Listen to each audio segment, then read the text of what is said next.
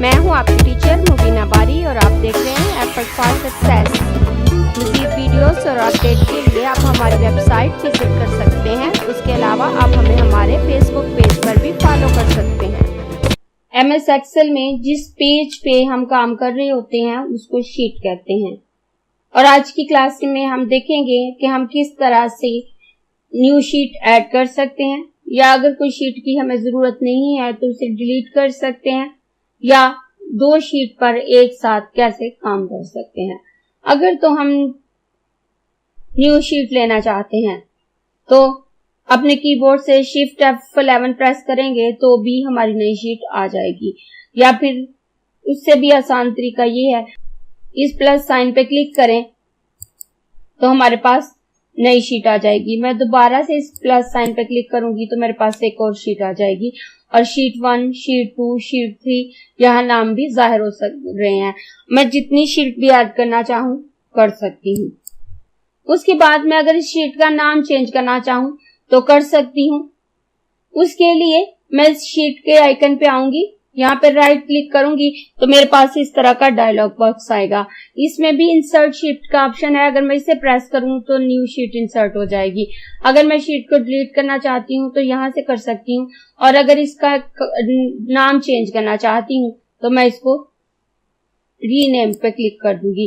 Rename पे click करने से आप देखें ये इसका कलर ग्रे हो। अपने कीबोर्ड से बैक स्पेस प्रेस करूं तो यहाँ से शीट 1 रिमूव हो जाएगा, और यहाँ मैं माय वर्क लिख लेती हूँ और ये मेरी शीट का नाम चेंज हो गया। अब अगर मैं इन शीट का कलर चेंज करना चाहूँ, याद रखने के लिए कि इनमें से अगर मेरे पास ज्यादा शीट्स हैं और मैं कुछ शीट पे आज काम करना चाहती हूँ और कुछ शीट पे बाद में काम करना चाहती हूँ, नेक्स्ट डे काम करना चाहती हूँ, तो याद रखने के लिए कि काम करने के दौरान मुझे मिस्टेक ना हो, मैं इनके आइकन का कलर चेंज कर सकती हूँ।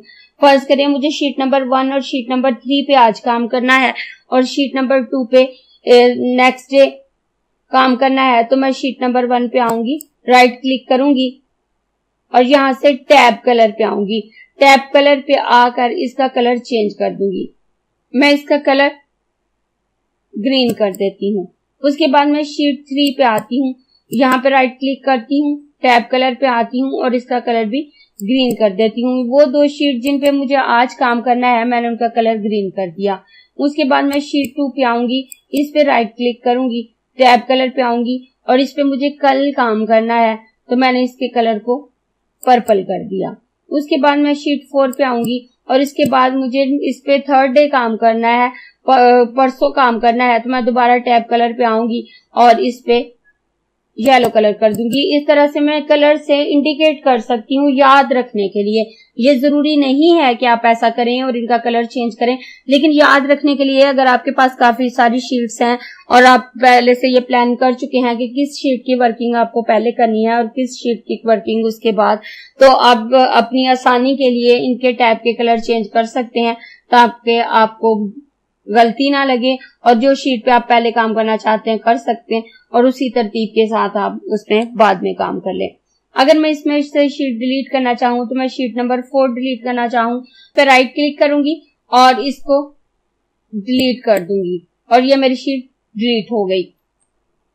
उसके बाद अगर मैं इस शीट में कुछ लिखती हूँ, मैं यहाँ वीक के डेज लिख लेती हूँ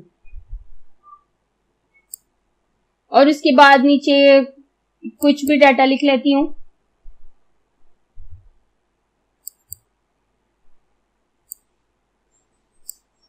ये मैंने वीक के डेज लिख दिए हैं, यहाँ सीरियल नंबर नीचे लिखे हुए हैं और यहाँ कुछ काउंटिंग दे दी है। फर्ज करें ये एक आम सा टेबल है कि जिसमें हमारे पास अगर 4 वर्कर हैं और मुख्तलिफ वीक के डेज में उन्होंने जितने आवर्स काम किया है वो नीचे दर्ज हैं, और ये एक मैंने सिंपल सा टेबल बना लिया। अब आप देखिए अगर आप सीरियल नंबर वाले कॉलम को छोटा करना चाहते हैं अपनी स्पेस बचाने के लिए और आपको इसको पता है कि इसके लिए आपको कम जगह चाहिए, तो आप अगर इस सेल को छोटा करना चाहते हैं तो अपने माउस का कर्सर ऊपर जहां पे हमें कॉलम नंबर दिए हुए हैं वहां पे लेके जाएं तो इसमें उसका कर्सर चेंज हो जाएगा। चेंज होने के बाद आप इसको प्रेस करें, प्रेस करेंगे तो आपकी ये लाइन थोड़ी सी थिक हो जाएगी, थोड़ी सी डार्क हो जाएगी।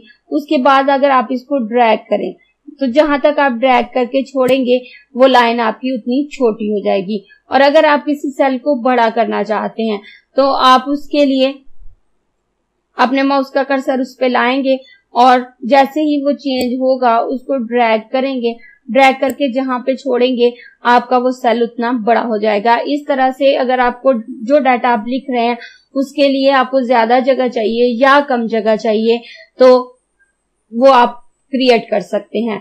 उसके बाद अगर आपने अपनी रोज की जगह को चेंज करना है, जैसे अगर आप अपनी हेडिंग वाली रो को ज्यादा वाइड करना चाहते हैं तो आप इस रो नंबर वाले हिस्से में जिसमें रोज के नंबर शो हो रहे हैं यहाँ अपने माउस का कर्सर लेके आएंगे तो वो इस तरह से चेंज हो जाएगा। उसके बाद आप जब इस पे क्लिक करेंगे तो वो लाइन थिक हो जाएगी और जब आप उसको ड्रैग करेंगे और जहां पे आप छोड़ेंगे उसकी हाइट उतनी ही ज्यादा हो जाएगी। जैसे आप देखें आपकी रोज की हाइट ज्यादा हो गई। इस तरह से मैन्युअली अपनी जरूरत के अकॉर्डिंग आप अपनी रो की हाइट या विड्थ को कम या ज्यादा कर सकते हैं।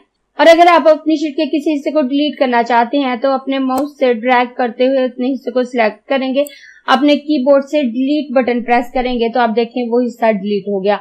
और अगर आप फौरी तौर पर उसे वापस लाना चाहते हैं तो आप अनडू या अपने कीबोर्ड से Ctrl+G प्रेस करेंगे तो वो आपका हिस्सा फौरन से वापस आ जाएगा। लेकिन अगर आप अपनी पूरी शीट सिलेक्ट करना चाहते हैं तो आप देखें आपके कॉलम और रोज के नंबरों के दरमियान ये छोटी सी ट्रायंगल आपको नजर आ रहा है। अगर आप इस पे क्लिक करेंगे तो आप देखें आपकी पूरी शीट सिलेक्ट हो गई। और अगर मैं इन शीट नंबर को चेंज करना चाहूँ, अपनी शीट को मूव करना चाहूँ तो कर सकती हूँ। मैं शीट 3 को यहाँ शुरू में लाना चाहूँ तो मैं इसे यहाँ से प्रेस करूंगी और ड्रैग करते हुए यहाँ लाकर ड्रॉप कर दूंगी तो आप देखें शीट 3 मेरी पहले आ गई, उसके बाद माय वर्क और शीट 2 है। और अगर मैं वापस अपनी इस शीट को पहले लाना चाहूँ तो मैं इसको उठाकर यहाँ पे ड्रॉप करूंगी तो ये यहाँ आ गई। और अगर शीट 3 को मैं वापस इसकी जगह पे ले जाना चाहती हूँ तो मैं वापस इसे ड्रैग करते हुए लास्ट पे ड्रॉप करूंगी तो ये यहाँ आ गई। इस तरह से मैं शीट की जगह चेंज कर सकती हूँ।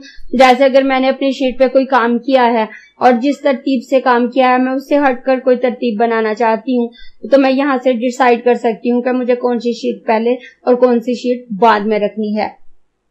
और अगर मैं 2 शीट पे एक साथ काम करना चाहती हूँ तो उसके लिए मैं अपनी इस डाटा को सिलेक्ट करूंगी, सिलेक्ट करके अपने कीबोर्ड से Ctrl+C प्रेस करके शीट 2 पे आऊंगी और यहाँ पे Ctrl+V प्रेस करके इसको पेस्ट कर दूंगी।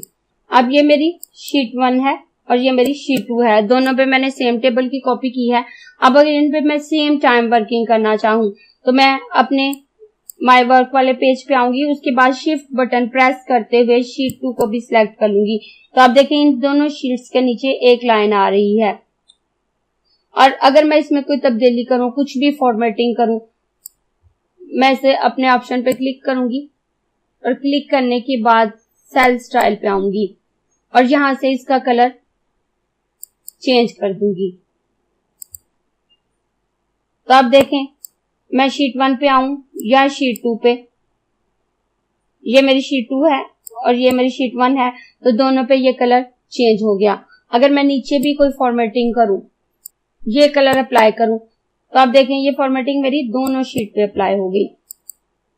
और अगर मैं इसको बॉर्डर दूं, मैं इसे ऑल बॉर्डर से बॉर्डर दे देती हूँ तो ये फॉर्मेटिंग तमाम मेरे सेल पे अप्लाई होगी। और अगर मैं इस 3 को डिलीट करती हूँ और डिलीट करने के बाद यहाँ पे 8 लिखती हूँ तो आप देखें इस वक्त मैं शीट 1 पे हूँ और अगर मैं शीट 2 पे आऊँ तो यहाँ भी 8 लिखा जा चुका है। इस तरह से मैं 2 शीट पे सेम वर्किंग परफॉर्म कर सकती हूँ, लेकिन इस सूरत में फॉर्मेटिंग करते हुए और नंबर चेंज करते हुए आपको बहुत केयरफुल रहने की जरूरत है कि अगर आप चाहते हैं कि आपकी दोनों शीट पे नंबरिंग चेंज हो या आपकी दोनों शीट पे फॉर्मेटिंग एक जैसी हो तो आप ये कर सकते हैं।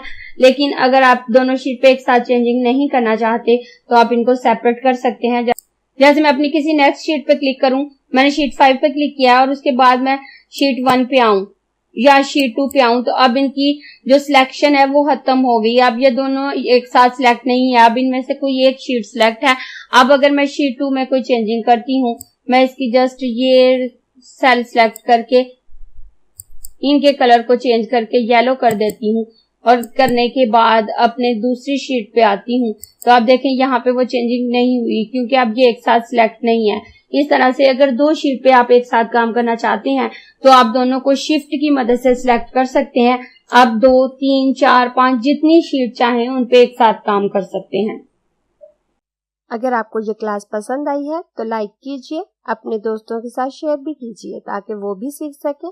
आप अपने क्वेश्चंस और व्यूज नीचे कमेंट बॉक्स में लिख सकते हैं। और अगर आपने चैनल सब्सक्राइब नहीं किया तो प्लीज सब्सक्राइब कीजिए ताकि आपको आने वाली वीडियोस का नोटिफिकेशन फौरन से मिल सके।